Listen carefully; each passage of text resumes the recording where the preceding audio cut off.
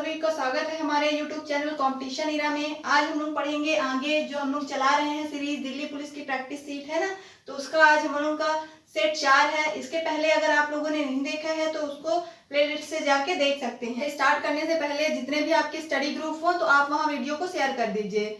तो आज की क्लास चलिए हम लोग स्टार्ट करते हैं। यहाँ पे हमारा पहला क्वेश्चन दिया है, एक साइकिल को 16% के लाभ पर बेचा जाता है।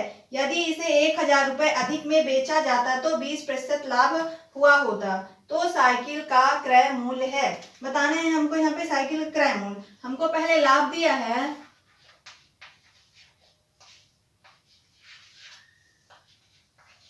16%, फिर उसके बाद बोल रहा है कि 20% का लाभ होता है, तो हमको 100 रुपए अधिक मिलता है।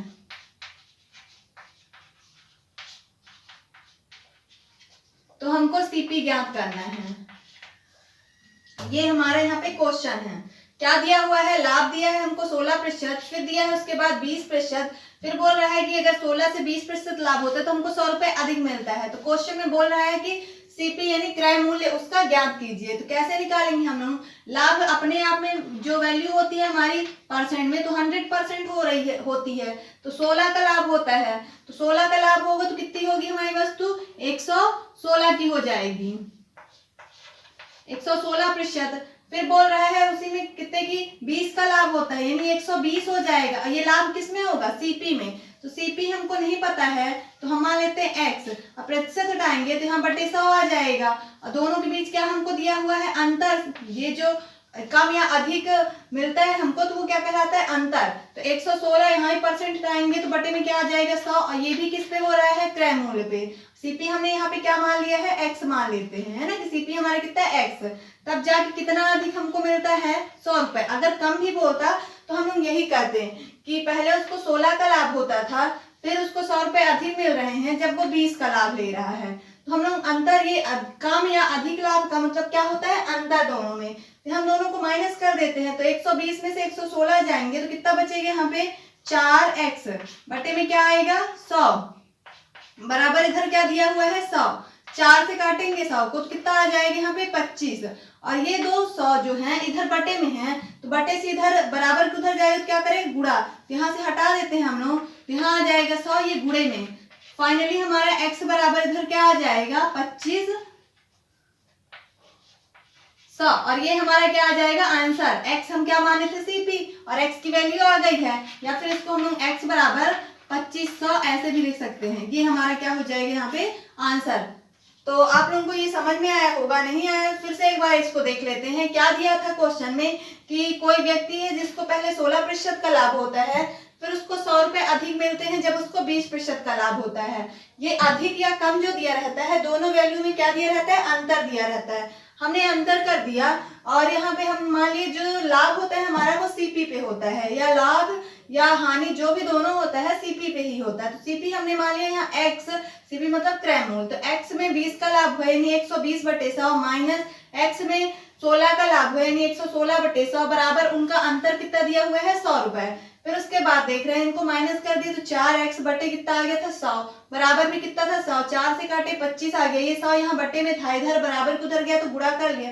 25 में 100 का गुणा कर दिया, 2500 आ गया, इधर बचा 100x। तो x बराबर क्या आ गया है? 2500। यही हमारा क्या हो जाएगा? आंसर। तो हम लोग अगले क्वेश्चन में अपने चलते हैं।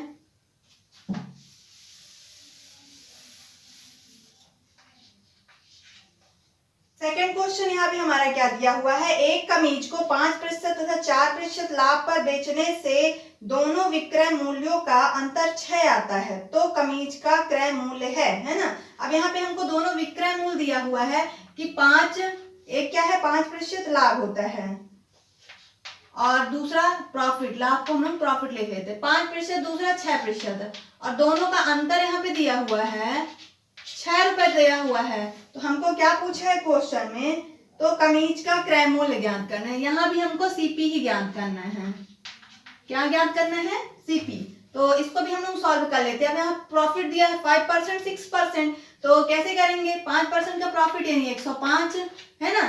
फिर 5% का प्रॉफिट क्या हो जाएगा 105। इसी तरह 6% का प्रॉफिट यानी 106, ज्यादा में से कम को ही घटाएंगे, यहाँ ध्यान रखिएगा। और ये किस पे हो रहा है, एक्स पे, तो एक्स का 106% परसेंट के लिए बटे 100 आ जाएगा। यहाँ भी एक्स का पहले लिखिए बाद में लिखिए वो, और अंतर दोनों को कितना दिया हुआ है 6 रुपए। माइनस कर देते 106 में से 105 जाएंगे तो एक्स बचेगा, बटे में क्या आ जाएगा 100, बराबर इधर क्या आ जाएगा 6। अब ये 100 इधर बटे में है और बराबर के उधर जाएगा तो क्या करें गुणा, यानी x बराबर हमारा कितना आ जाएगा 600। और x हमने यहाँ पे क्या माना था सीपी यानी कमीज का क्रय मूल्य, यही हमारा क्या आगे है आंसर। तो हम लोग अगले क्वेश्चन में अपने चलते हैं।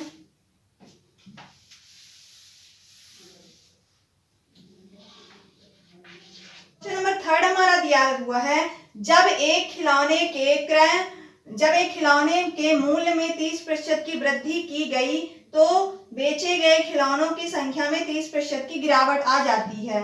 कुल मिलाकर दुकानदार की वास्तविक बिक्री है ना। यहाँ पे हमको बताना है कि पहले क्या हो रहा है, एक खिलौना है जिसमें 30% की क्या हो रही है वृद्धि हो रही है, फिर उसके बाद 30 की उसमें क्या हो रही है कमी हो रही है। तो हमको बताना है कि कुल मिला के लास्ट में अंतिम उसका मूल्य क्या बचा है ना, यही हमको निकालना है यहाँ पे। तो निकालते हैं इसको, तो देखते हैं पहले हमको उसका मूल्य नहीं पता है तो क्या मान लेते हैं 100 मान लेते हैं यहाँ पे हम लोग, है ना 100 मान लिए। फिर उसमें कितने की वृद्धि हो रही है 30 की, तो 130 बटे क्या हो जाएगा 100।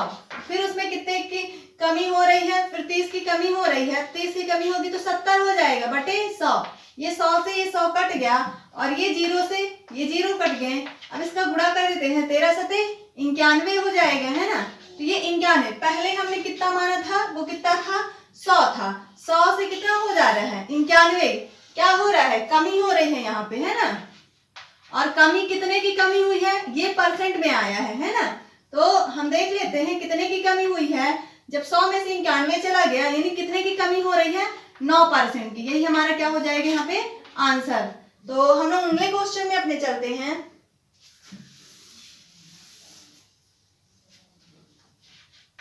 नंबर यहाँ पे हमारा 4 क्या दिया हुआ है, ए तथा बी एक साझा व्यवसाय आरंभ करते हैं। ए 500 रुपए का 9 माह के लिए निवेश करता है तथा बी अपनी पूंजी 6 माह के लिए निवेश करता है।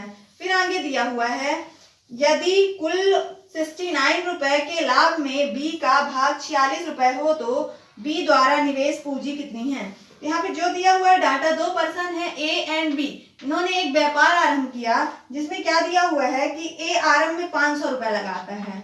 ए 500 रुपए लगा रहा, कितने महीने के लिए लगा रहा है 9 महीने के लिए, इसको हम लोग ऐसा लिख लेते हैं ए अपॉन बी। फिर बी की अगर हम लोग बात करें तो बी हमको नहीं पता है कि कितने रुपए लगा रहा है, लेकिन ये पता है कितने महीने के लिए लगा रहा है 6 महीने के लिए। तब जाके उनका लाभ जो दिया हुआ है, तो लाभ दिया हुआ है कुल लाभ जो है, कुल यहाँ पे प्रॉफिट है, तो ये कितना प्रॉफिट दे रहा है 69 रुपीज, है ना। जिसमें से बी का हिस्सा कितना दिया हुआ है, बी का 46 रुपए दिया है। तो जो जब 69 में से बी 46 ले लिया तो बचा कितना 23 रुपए बचेगा, और 23 ही किसका होगा ए का होगा। यहाँ लिख लेते हैं बी का प्रॉफिट कितना दिया है 46 रुपए और ए का कितना हो जाएगा 23 रुपए। बस अब तो कुछ क्वेश्चन में बचा नहीं, सॉल्व कर लेते हैं। हम देख रहे हैं इसको सॉल्व करेंगे, 23 एकम 23, 23 दूनी 46, 2 से काटेंगे 2 तिहाई, 3 से काटेंगे 3 तिहाई। अब ये बी है यहाँ पे, है ना, ये बी बराबर उधर जाएगा और इधर क्या बचा है 500 गुणे 3 बराबर इधर क्या आ गया है बी, 5 तिहाई 15 यानी 1500 बराबर क्या आ गया है बी, यानी बी का जो पूंजी लगाया था, बी की पूंजी कितनी आ गई है 1500 रुपए, ठीक है ना। तो इस सवालों को हम लोग ऐसे ही करते हैं, तो क्या हो जाता है हमारा जो पूंजी होता है, पूंजी गुणे टाइम बराबर हमारा क्या हो जाता है यहाँ पे प्रॉफिट, या ऐसे लिख लेते हैं हिंदी में पूंजी इंटू समय बराबर क्या होता है लाभ। ये ध्यान रखिएगा, इसी फॉर्मूले पे हम लोग बेस ये क्वेश्चन करते हैं, ठीक है। तो हम लोग अगले क्वेश्चन में अपने चलते हैं।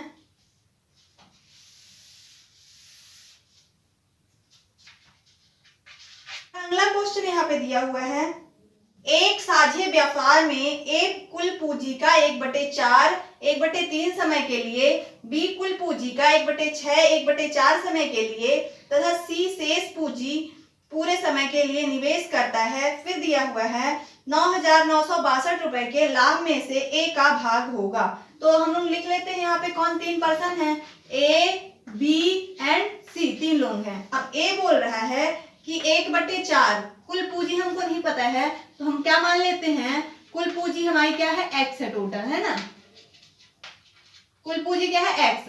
तो एक्स का 1/4 यानी कि इसको हम लोग ऐसे लिखें, एक्स का 1/4 तो क्या हो जाएगा, x/4 ही हो जाएगा ना। तो इसको डायरेक्ट हम लोग क्या लिख लेते हैं, x/4। अब कितने समय के लिए लगा रहा है ये, 1/3 समय के लिए। फिर b है, तो b कितना ही लगाता है, b जो है यहाँ पे 1/6 लगाता है। तो 1/6 किसका, कुल पूंजी का ही, कितने समय के लिए, 1/4 समय के लिए। फिर आया c, तो c जो है जो बचा हुआ है ना शेष पूंजी लगाता है, कितने के समय के लिए, कुल समय के लिए, पूरे समय के लिए। पूरा समय कितना हमारा रहा होगा, 1 वर्ष है ना। तो हम देख लेते हैं, इन दोनों ने इतना ले लिया, जब टोटल पूंजी है हमारी x में से a कितना ले लिया, x/4 ले लिया, और b कितना ले लिया, x/6 ले लिया। तो इन दोनों का जोड़ के हम कुल पूंजी से घटा दे, तो ये क्या आ जाएगा हमारा शेष जो बची हुई है, तो वो शेष किसका आ जाएगा, c का आ जाएगा। तो निकाल लेते हैं यहाँ पे हम लोग है, और 4 का एलसीएम 12 आ जाएगा। तो 4 से जाएगा 3 बार और 6 से जाएगा 2 बार, 3 2 5 यानी 5x बटे कितना आ गया, 12। तो टोटल पूंजी कितनी आ गई, 12। और 12 में से 5 कौन ले लिया है, इन लोगों ने a एंड b मिलके ले लिए, तो बचा कितना, 7, यानी 7x/12। ये किसका बचा है, यहाँ पे सी का बचा। क्या आ गया है, इनकी पूंजी आ गई है। अब इसको हम लोग गुणा कर लेते हैं, x/4 के यहाँ पे क्या आ गया है, 12, और यहाँ पे लिखेंगे तो ये क्या आ जाएगा, x/6 चौको यहाँ पे 24 आ जाएगा। इसको लिखेंगे तो यहाँ पे 7x बटे क्या आ जाएगा, 12 आ जाएगा। अब देख रहे हैं क्या ये इनकी पूंजी का सही रेशियो दिया हुआ है। सही रेशियो इस तरह नहीं होता है ना, सही रेशियो क्या होता है, कभी फ्रैक्शन में हमारा रेशियो नहीं होता है। तो ये फ्रैक्शन में दिए हैं, मतलब कि भिन्न में दिया है, तो इनको हम लोग नंबर में चेंज कर लेंगे। तो इनका सबका एलसीएम लेंगे, तो 12 24, 12 का एलसीएम कितना आ जाएगा, 24 आ जाएगा। 24 गुणा करके यहाँ पे हम लोग इनकी ओरिजिनल वैल्यू निकाल लेते हैं क्या है। तो 12 दूनी 24 यानी a बराबर कितना आ गया है, 2x। फिर दूसरा देख रहे हैं 24 से 24 कट गया, यानी कि इसका कितना आ गया, b का x। फिर देख रहे हैं ये 12 से 12 कट गया, सॉरी ये 24 है यहाँ पे, ये 12 ऊपर वाले का है।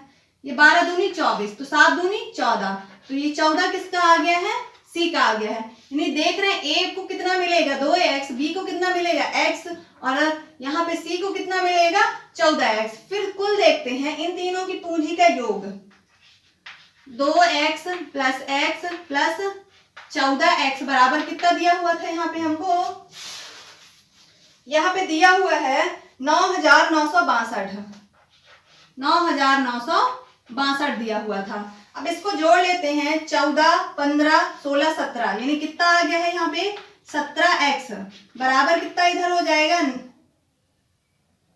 9 9 और 6 2। अब इसको हम लोग सॉल्व करते हैं, तो यहाँ 17 से काटेंगे, तो 17 से काट देते हैं, 17 पंचे 85 की 5, फिर 99 में से हम लोग 85 ले लिए, तो इधर बचा 4, इधर 1 और बचा 6, तो कितना हो गया 146। तो 146 के लिए पहाड़ा पढ़ते हैं, तो 17 8 136 हो जाएगा। तो 136 जाएगा जब 0 1 यानी कि 10 बचा, और ये 2 तो 102 हो जाएगा, 17 छक्का 102 यानी x बराबर यहाँ पे हम लोग देख रहे हैं कितना आ गया है, 586 आ गया है। अब हमको किसकी वैल्यू निकालना था, a की। a कितना दिया हुआ है, यहाँ पे 2x दिया हुआ है, रख देते हैं वैल्यू, 2 गुणे x की वैल्यू कितनी आ गई है, 5 8 6, गुणा कर देते हैं, 2 छक्का 12 की 2, हंसी लाइए, 2 8 16 1 17 की 7, हंसी लाइए, 2 पंचे 10 11, यानी कि a का कितना रुपए लगाया था, 1172 रुपए है ना। तो हम लोग फिर से एक बार क्वेश्चन को देख लेते हैं। यहाँ पे हमको क्या दिया था, 3 पर्सन दिए थे A B C, और जिनकी पूंजी हमको नहीं पता था, यहाँ पे बोल रहा था कि ए जो है कुल पूंजी का 1/4 1/3 समय के लिए लगा रहा था, बी कुल पूंजी का जो है 1/6 1/4 समय के लिए लगा रहा था, और सी बोल रहा था जो शेष पूंजी बची हुई है उसका पूरे समय के लिए लगा रहा है ना। तो हम लोग मान लिए कि यहाँ पे हमारी कुल पूंजी कितनी दी हुई है, x रुपए। तो x का 1/4 कौन लगाया, ए लगाया, तो x/4 हो गया 1/3 समय के लिए, x/6 बी लगाया 1/4 समय के लिए। अब 4 1/4 और 1/6 हमने जोड़ दिया तो टोटल कितना हो गया, 5/12 आया था। 5 भाग टोटल जो नीचे वाला हर होता है उसे हम लोग कुल मानते हैं। तो 12 में से 5 भाग ए और बी ने यूज कर लिया, तो बचा कितना, 12 में से 5 घटा देंगे तो 7 बचेगा।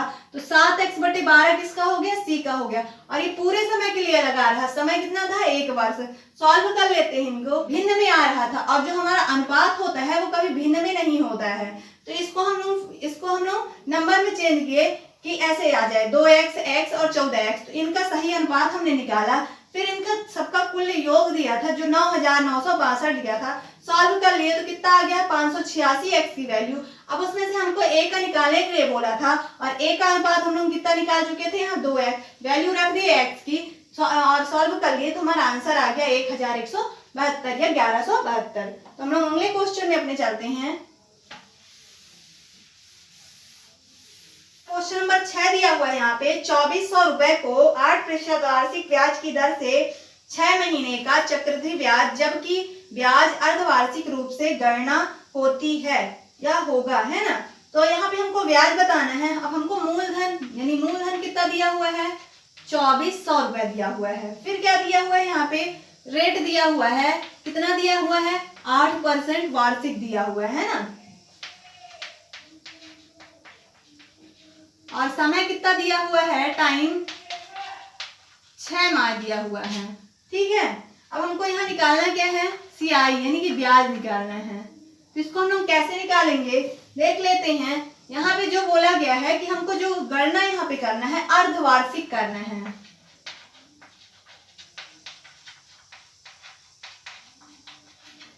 कैसे निकालने हैं, अर्धवार्षिक निकालना है।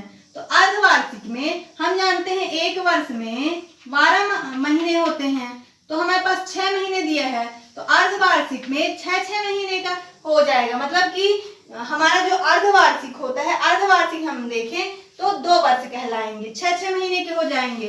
तो यहाँ पे हमारा कितना हो जाएगा, ये समय हो जाएगा 6 माह का 1 हो जाएगा, यानी कि यहाँ पे अर्धवार्षिक में टाइम देखें तो 1 हो जाएगा। और रेट हमारी देखें तो रेट ये वार्षिक दी हुई है, जब साल भर में हमको 8% मिलती है तो 6 महीने में कितने मिलेगी, उसकी आधी मिलेगी, यानी कि 4% मिलेगी। ये हो गया।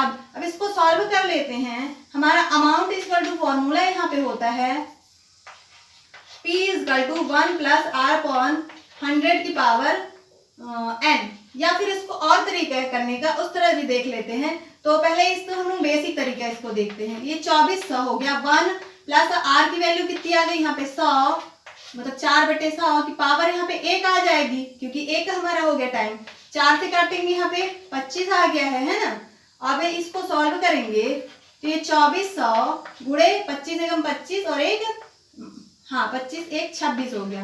तो 26 बटे यहाँ पे 26/25 आ गया है। अब यहाँ पे हम लोग देखें तो ये 2400 है, तो इसको हम लोग ये लिख सकते हैं 24 गुणे 100 लिख सकते हैं, है ना। अब यहाँ पे इसको लिख रहे हैं तो यहाँ पे क्या हो जाएगी, इधर देखें तो इसके जगह में यहीं पे हम लिख लेते हैं 24 गुणे 100 लिख देते हैं, लिख देंगे तो 25 से कम 25, 25 चौको 24 चौको यहाँ पे क्या हो जाएगा 96, और गुणे यहाँ पे क्या आ जाएगा 26। गुणा कर देते हैं, 96 और 24 का गुणा किए तो अमाउंट कितना आ गया है 24 और 96। अब हमारा प्रिंसिपल यहाँ पे कितना दिया हुआ था, यहाँ पे 2400। तो हम यहाँ से क्या निकाल लेंगे, हमारी ब्याज। तो ब्याज हमारी CI क्या हो जाएगा, दोनों को घटा देंगे। तो घटाने के बाद हम देखते हैं क्या आ जाएगा। तो यहाँ पे देख रहे हैं 2496, 2400 घटाएंगे तो 96 रुपए क्या आ जाएगी, ये हमारा ब्याज आएगा, और यही हमारा क्या हो जाएगा आंसर। तो हम लोग अगले क्वेश्चन में अपने चलते हैं। हमारा अगला क्वेश्चन यहाँ पे दिया हुआ है, 30% शक्ति वाले एल्कोहल का 50% शक्ति वाले एल्कोहल में किस अनुपात में मिश्रित किया जाए ताकि 35% शक्ति वाला एल्कोहल प्राप्त है ना, प्राप्त हो जाए। यहाँ पे हमको 30% शक्ति वाला एक एल्कोहल दिया है और बोल रहा है 50% शक्ति वाला। अब बोल रहा है इन दोनों को हमको 35% मिलाना है एल्कोहल के साथ, तो जो अगला अनुपात होगा वो क्या होगा? तो हम लोग एग्रीगेशन का है, 30 में से 35 घटाएंगे तो हम कितना आ जाएगा 5, फिर 50 में 35 घटाएंगे तो कितना आ जाएगा यहाँ पे 15, और काट देंगे तो 5 एकम 5, 5 तिहाई 15, यानी उनका अनुपात क्या आ गया है 3:1। यही हमारा क्या हो जाएगा यहाँ पे आंसर। तो हम लोग अगले क्वेश्चन में चलते हैं। अगला क्वेश्चन हमारा क्या दिया हुआ है, यदि 2x बराबर 3y बराबर 4z हो तो xyz होगा।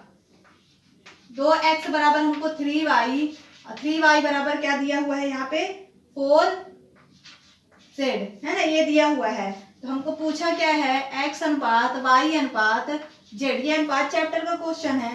तो इसको देख लेते हैं कैसे। अब इनके बराबर में कुछ नहीं है तो हमने 1 मान लिया। तो यहाँ पे हम लोग देखेंगे x y एंड z, इनका जब वैल्यू हम लोग निकालेंगे तो इधर 2 है, जैसे x यहाँ पे 2x बराबर 1, तो इसको सॉल्व करेंगे तो क्या आ जाएगा 1/2।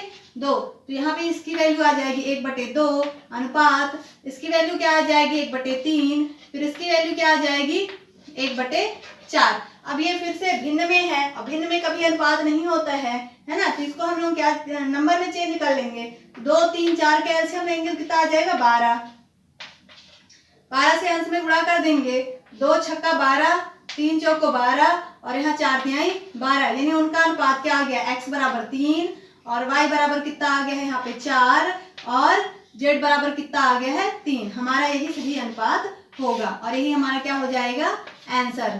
ठीक है, तो हम लोग अगले क्वेश्चन में चलते हैं।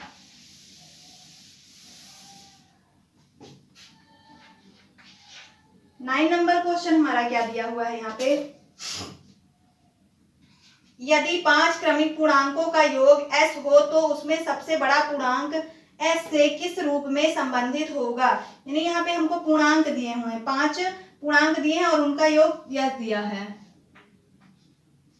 हम मान लेते हैं वो पूर्णांक पहला x है, दूसरा क्या हो जाएगा x + 1, फिर अगला क्या हो जाएगा x + 2, फिर अगला क्या हो जाएगा x + 3, फिर और अगला क्या हो जाएगा x + 4, है ना। कितने पूर्णांक हो गए 1 2 3 4 5, और इन्हीं पांचों का योग कितना दिया है हमको s दिया हुआ है ना। अब आगे क्या बोल रहा है हमको, तो सबसे बड़ा पूर्णांक s से किस रूप में संबंधित है, यानी हमको सबसे बड़ा पूर्णांक यहाँ पे इसकी वैल्यू निकालना है ना। तो पहले हम लोग ये जो हम पहला पूर्णांक माने हैं वो निकालेंगे, तब जाके हमारा बड़ा वाला पूर्णांक आएगा। सॉल्व करते हैं इसको, 1 2 3 4 5, यहाँ पे कितने x हैं 5x, फिर इसी तरह 1 2 1, यहाँ 2 3 3 6 4 10, ये कितना हो गया यहाँ पे 10, बराबर इधर क्या है s है, और इनके कितने पूर्णांक थे 1 2 3 1 2 3 4 5, है ना।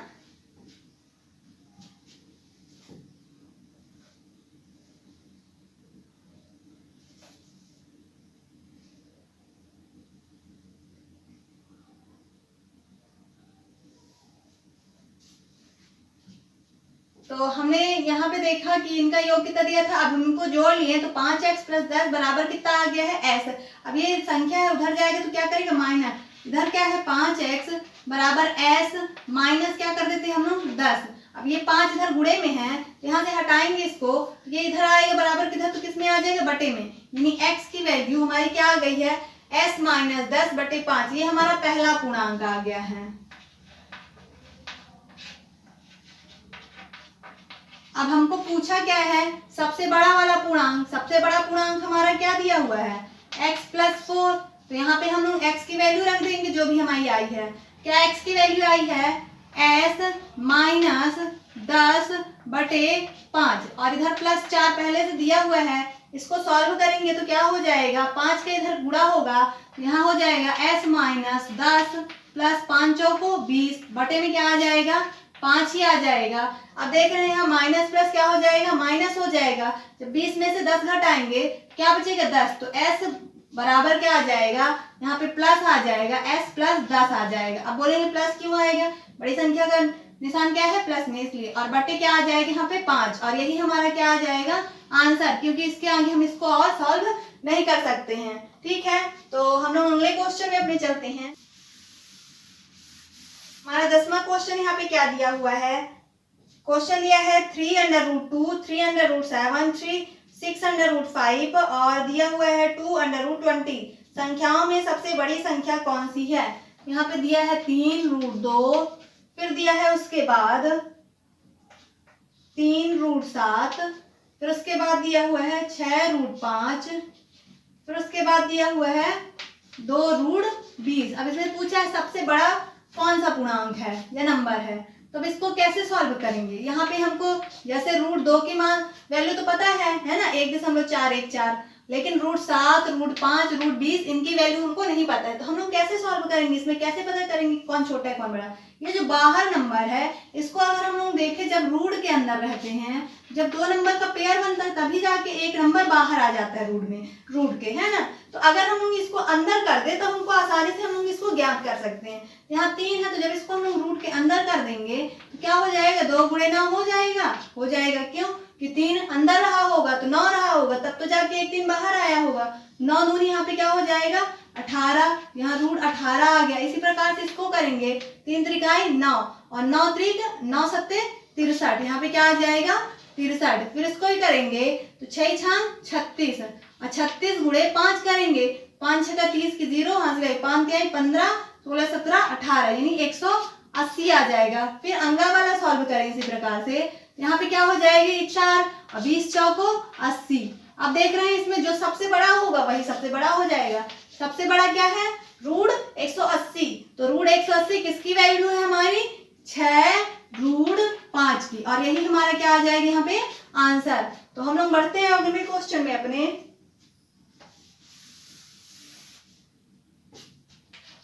हमारा 11वां नंबर क्वेश्चन क्या दिया है, एक भिन्न का हर उसके अंश से 3 अधिक है। यदि अंश में 7 की वृद्धि कर दी जाए और हर में 2 की कमी कर दी जाए तो परिणाम में 2 प्राप्त हो जाता है। तदनुसार उस भिन्न के अंश तथा हर दोनों का योग कितना होगा। एक भिन्न हमको मानना है यहाँ पे, तो भिन्न मान लेते हैं हम लोग x।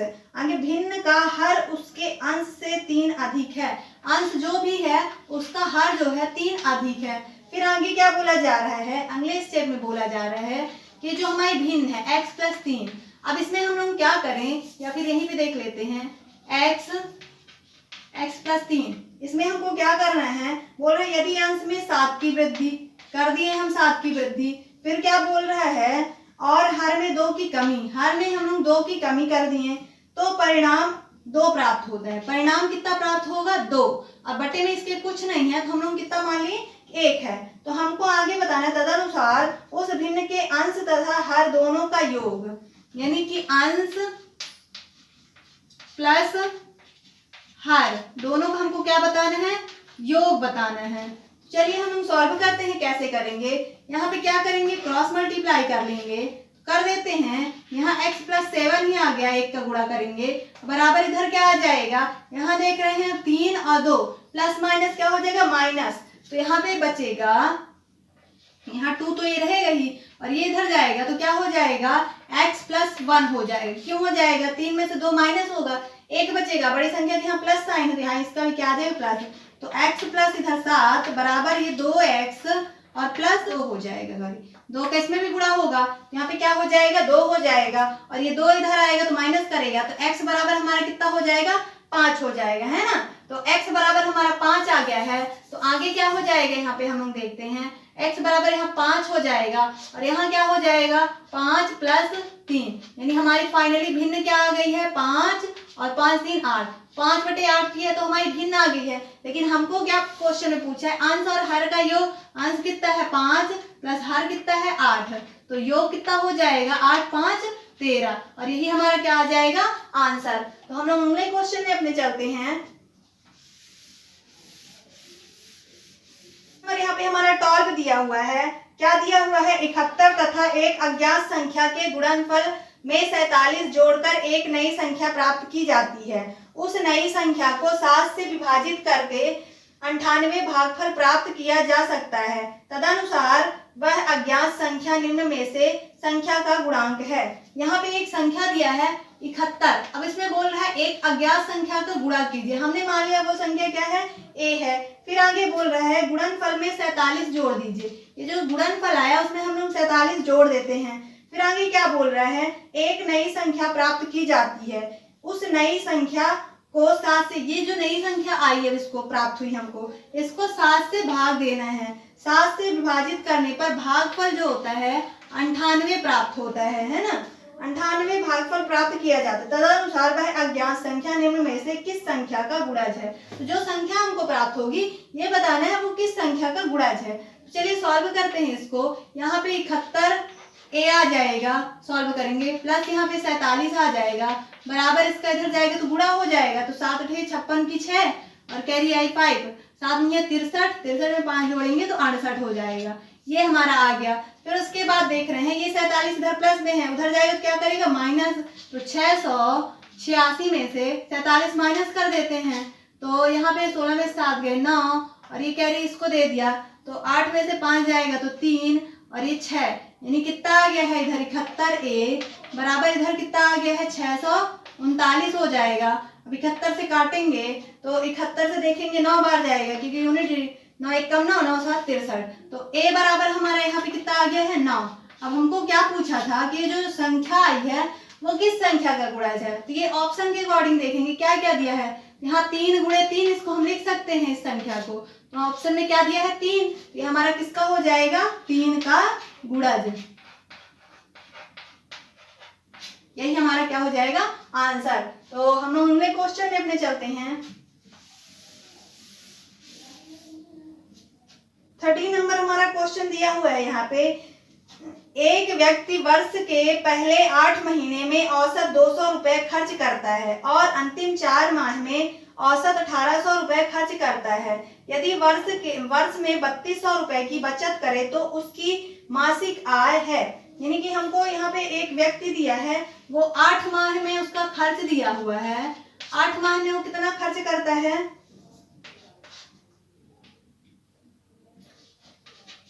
2000 रुपए।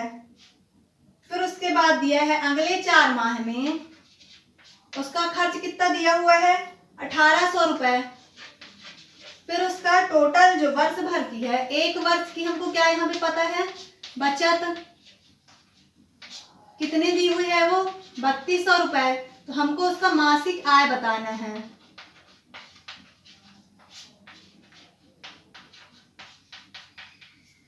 तो चलिए इसको सॉल्व करते हैं।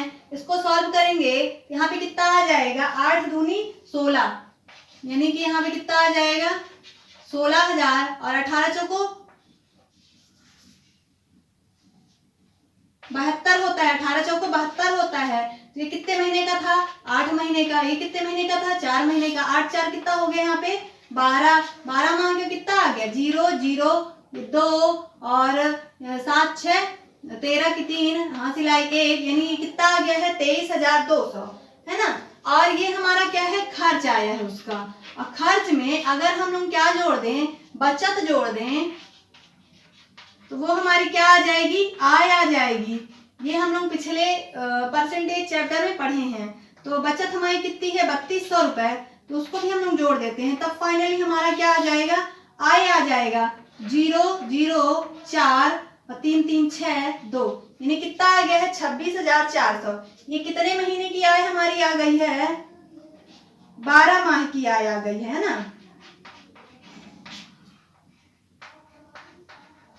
12 माह की क्या आ गई है आय। यहाँ से हम 1 माह की आय निकाल सकते हैं। 12 से इसको काटेंगे तो 1 माह की आय बराबर आ जाएगी, क्या हो जाएगा यहाँ पे काटेंगे तो 12 से 12 दूनी 24, फिर बचा 2 12 दूनी 24, यानी माह बराबर कितना आ गया है 2200, यानी उसकी मासिक आय कितनी आ गई है हमारी 2200 रुपए। और यही हमारा क्या हो जाएगा यहाँ पे आंसर। तो हम लोग अगले क्वेश्चन में अपने चलते हैं। क्वेश्चन नंबर 14 हमारा यहाँ पे क्या दिया हुआ है। दिया है ABC किसी घास के मैदान को 1 वर्ष के लिए किराए पर लेते हैं। अगर A 300 गायें प्रथम 6 महीने तक चराता है, B अगले 6 महीने तक 200 गायें चराता है, तथा सी वर्ष भर 500 गायें चराता है तो ए द्वारा निम्नलिखित में से कौन सा भाग किराए के रूप में दिया जाएगा। अब यहाँ पे 3 पर्सन है, ए, बी और सी, 3 लोग हैं। ए जो है यहाँ पे दिया हुआ है कितनी गायें चराता है, 300 गायें चराता है। कितने महीने तक चराता है, 6 माह तक। फिर ये अगले 6 महीने तक बी चराता है 6 महीने तक 200 गाय, और जो सी है 500 गाय चराता है। और कब तक चराता है, 500। सी वर्ष भर यानी एक वर्ष में कितने माह होते हैं, 12। अब यहाँ से इनका हम क्या निकाल लेते हैं, रेशियो निकालेंगे। 2 जीरो से ये 2 जीरो कट गया, इसके भी 2 जीरो कट गए। अब देख रहे हैं 6 सभी 6 कम 6, 6 दूनी 12।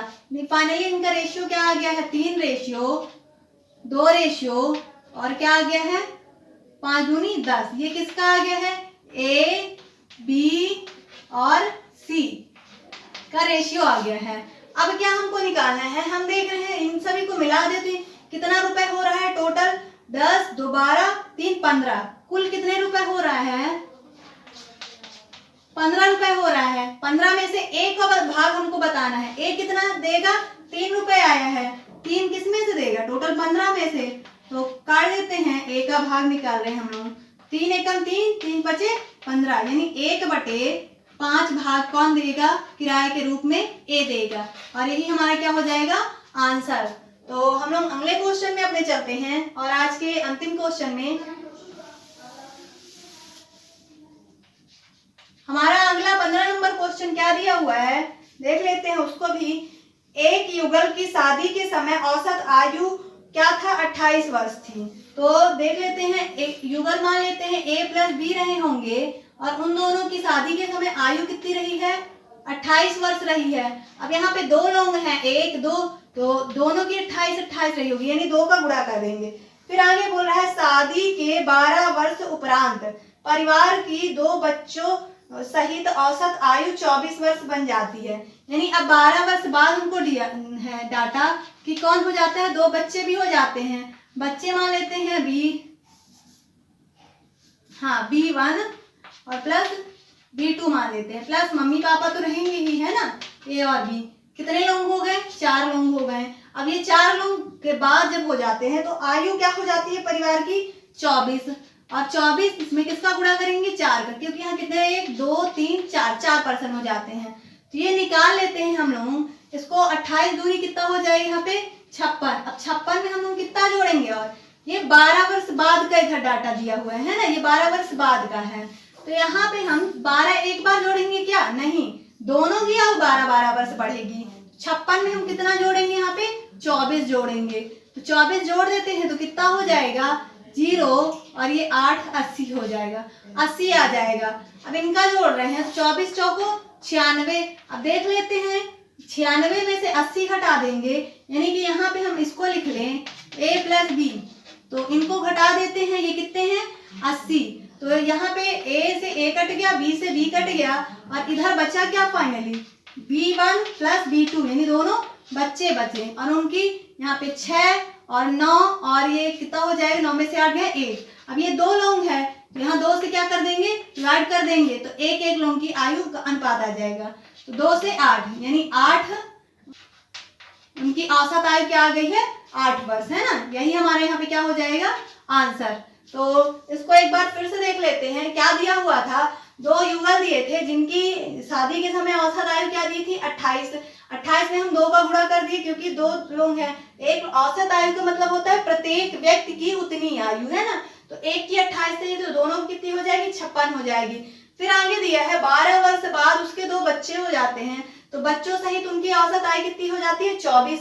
अब यहाँ पे 4 का गुणा क्यों किए हैं, क्योंकि यहाँ 1 2 3 4 पर्सन हो गए हैं, इसलिए 4 का गुणा किए हैं। और ये कब की है, ये 12 वर्ष बाद की है। ये बताइए 12 वर्ष, ये भी ये दोनों भी बढ़ेंगे, 12 वर्ष दोनों में जोड़ेंगे तब तो बढ़ेंगे आगे। तो 12 यानी कितना जोड़ देंगे इसमें, 24। तो ये भी कितने वर्ष बाद हो जाएगी, 12 वर्ष। अब दोनों बराबर हो गए हैं, उसमें से हमको बच्चों की आयु निकालना था, औसत आयु। तो हाँ हम लोग माइनस कर देते हैं, तो यहाँ से माता पिता कट गए, बच्चे 2 थे। फिर ये आया 16 को 2 से भाग कर दी, क्योंकि हमको दोनों की औसत आयु बताना है। तो 2 से भाग कर दिए, 2 लोग थे यहाँ पे। जैसे जब 2 लोग होते हैं तो 2 से गुणा करते हैं। यहाँ पे औसत आय निकालने के लिए प्रत्येक की क्या कर दिए, 2 से भाग कर दिए, तो 8 वर्ष क्या आ गई है प्रत्येक की औसत आयु। यही क्या हो जाएगा हमारा आंसर। तो ठीक है, आज के लिए बस इतना ही। अगर आपको वीडियो पसंद आई है तो please like, subscribe and share कीजिए। अपने मिलते हैं हम लोग अगले वीडियो में।